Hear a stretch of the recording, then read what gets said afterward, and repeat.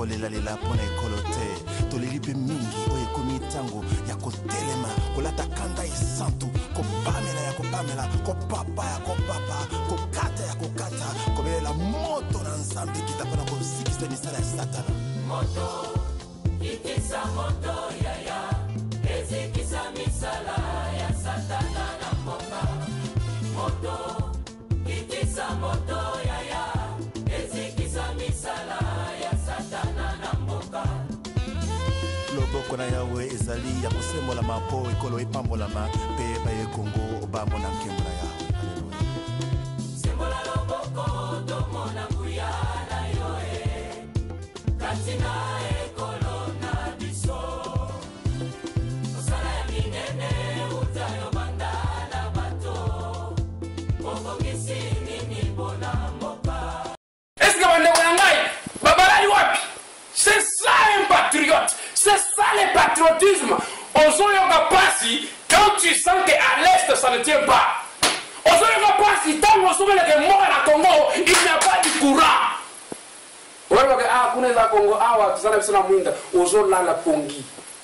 Ndeko. Eso yoka pasi quand tu sens que au Congo ça ne tient pas. Eso yoka pasi ni de ça on a mutema na yo quand tu vois ba image na ba télévision. Basi bakatema, les hommes d'hommes détruits, baso assassinés. Quand tu vois les images, il y a pas de couf. N'a pas image. Est-ce qu'on a la sensibilité ou bien on a la sensibilité?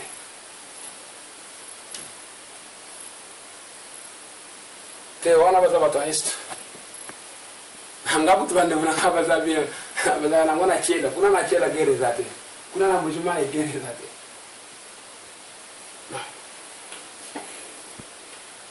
Les jours que nous sommes congolais, tu comprends la notion de patriotisme, notre pays sera délivré. Moi, je suis là.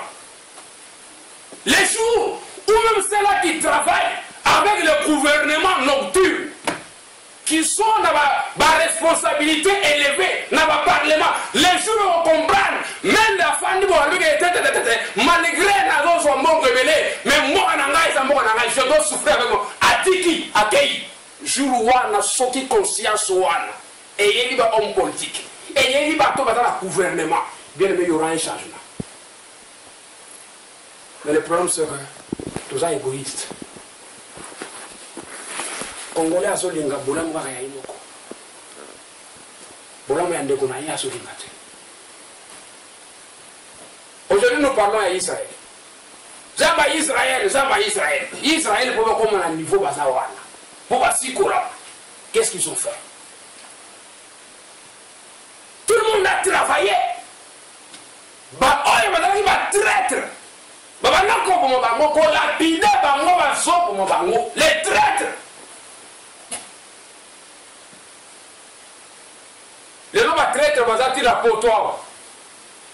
Tozo sangana boy. Avant de la paix à Yewan, mais traître. Patriotisme, boli monamok. Place nyos matbazo sangana.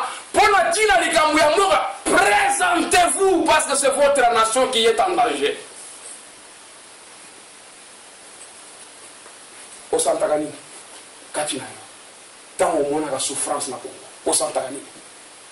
Tant que na Congo, aux autres la carte en zela potopoto.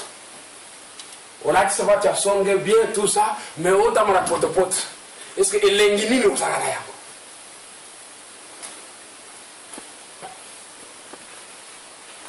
Autant le seul verset votre Suisse.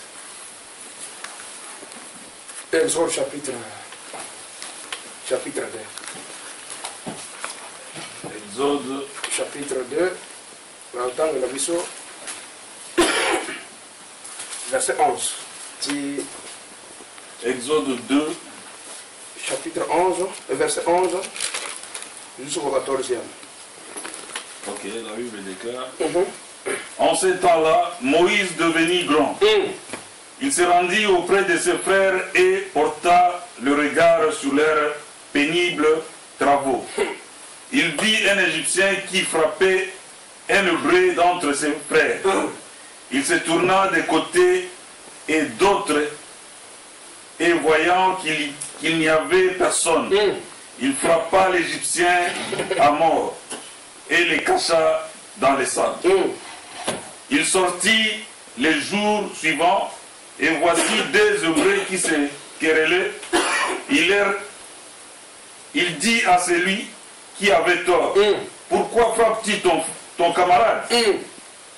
Il répondit, qui t'a établi chef et juge sur nous? Parles-tu pour me tuer comme tu as tué l'Égyptien? Moïse eut peur et s'est dit, sûrement l'affaire est connue. Alléluia. Amen l'église. Le va venir bien. Amen. Amen, il y a un Denis, ça, Amen, mon godongo, Amen, Béza Makasi. Amen, à bien. Amen. Alors, tu vas la carte armée. Et dès les armée, donc, Kanda est sainte. Amen. Allez, mon autre, mon gars, le ton là, ta Kanda est sainte. Toi, papa. Parce que, oh, il a collé la tête. Et combien ça dit? Yako papa. Continue moto.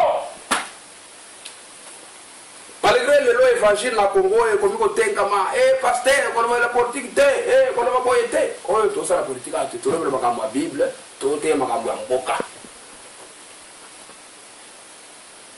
Bible zo que non Moïse dans mon colis alors non je dois aller visiter mes frères accueillir à mon commenter ce ba égyptien ba zonyo ko la ba hébreu ba zonyo ko la bango.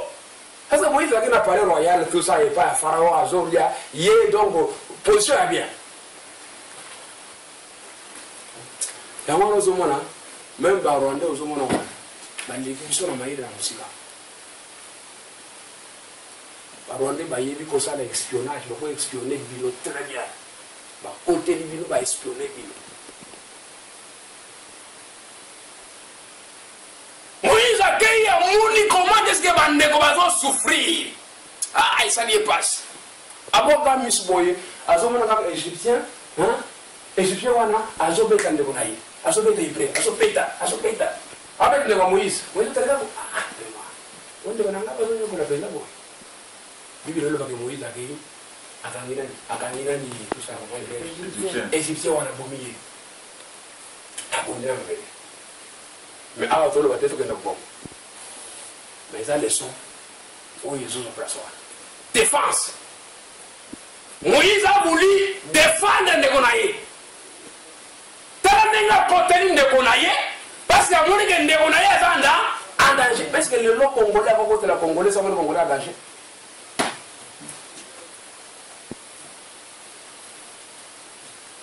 Mamadou a confié à Bana Bategi, va Congolais. Le lot congolais na poto toujours fondana na makambo mike toujours fondana toujours soana makambo mike toujours ko rater ko ensemble et dans la église et dans la association ba discussion ko bendana congolais préfère assez que donc mususu et la mondele avec la chef na ye ndeko na ite Moïse est venu à côté l'inde konaye à défendre les Conaïens. Ils ont défendre le Congo. Tu peux pas communiquer avec l'église. On a parlé, tout ça, combien sont venus? Les jours suivants, Moïse a tambola. À quel sujet a coûté de Conaïens mi-balé? À étranger à gâter. Akuti siko bandeko na mibale bazo suwana. La Bible dit Moïse a kai ko yebisa o azaki na tort. Alors que non, ko sala boite et sala mabe. Mais yo ba siko répondre en devant. Ah, Jésus de Nazareth. Yo ne oza na tort. Moïse avait dit oté. Moïse a condamné oté. Aïe a péché au conseil. Ah té ndo na ngai. O zo sala boye, il a bien té. Yo nani mutoki o chef oyo ke biso likambo ki chef eza pasi likambo ki chef nani wana ye kamanga ye akomi na compétence ya dirigenga ye akoka ya yebi nani ya yebi nini donc biso ba congolais awa na poto toyeba nyo na Congo tozalaki na bauniversité biso nyonso na Congo tozalaki baentrepreneur biso na Congo awa na poto ngani moto azala moto ase na Congo tozalaki bato makasi biso nyonso tobanda kobeta bato na Congo biso tozalaki na bambongo na Congo tozalaki na bamituka na Congo tozalaki na vie biso nyonso awa. Qui t'a établi chef? Olingo bomanga nengo bomaki mutwana yoka ndenge ndeko na ye azokende kodevole na sekele Moïse abomaki mutwana esa abomaki pour ami ça yoka bilo passe ça longo bisika so ya kitoko pour la bino pour la bino yamona umwana ba kongole mususu on politique anazo bunda pona tena yepe alonga yepe isakede alonga sasa yoku to zana nzara na ndaku na yo uzelo ya longa kwanda longa ya longa yevi na ese bonga azo bunda pona yo. Qui t'a établi chef entre moi? Vous comprenez ça? Bien aimé dans le Seigneur ton dimanaka. Alléluia. Amen. Dima moninga. Ceux qui ont établi mon niveau comme étant chef, comme étant responsable, même ceux qui ont la capacité pour les cahiers, ils ont aidé pour nous savoir les gens. Quand tu as la qualité, tu as la qualité. Même ceux qui ont par rapport à yo, ceux qui ont établi mon camp, tu as cahier. Tu as aidé, même s'il a des faiblesses dans la faille, tu as aidé, n'est pas aucune. Comment les gens l'invité au moins à avoir noté ma cour à jambe. Elle a un problème. Capo a une chose comme incompétent. C'est la raison pour laquelle Moïse a quitté. Mais laissez-moi vous dire, quelles sont les raisons qui a poussé Dieu, il y a combien de Moïse à qu'il soit au délivrement d'Israël. Vous savez pourquoi? Qu'est-ce qui a poussé Dieu? Moïse a sa maman déjà battu. Nous avons pointé à Moïse. La première des choses, nous avons attendu la bête à Moïse, c'est ce qu'on appelle patriotisme. Alléluia. Patriotisme. Moïse a aimé son pays et il a aimé son peuple. C'est ce que nous manquons aujourd'hui dans le Congo. Même les hommes politiques que vous voyez là, balingi mobate, balingi ba congolais, balingi ba famille na bango, balingi ba business na bango, balingi ba bourse na bango. C'est la raison pour laquelle Eden et Botamaki. Bien le cadre oyo, les cadres prière. Tout le monde a un programme qui tout simplement bien aimé Mboka. Mboka Sikolama, Yesu Masia, Azala, roi du Congo. Changement et quota. Regardez comment nous souffrons ici. Au Gaï Moussala, au Zongi, par téléphone à l'Afrique. Benga, ceux qui l'ont chargé. Tu as dit que tu as l'économie, tu vivre paix. Mais quelque part, le problème c'est que les Congolais ils ont touché l'économie. Ça il faut savoir. Est-ce que les gens sont au Tindi, les gens sont au Tindi, les gens sont au Tindi. Comme ils sont esclaves.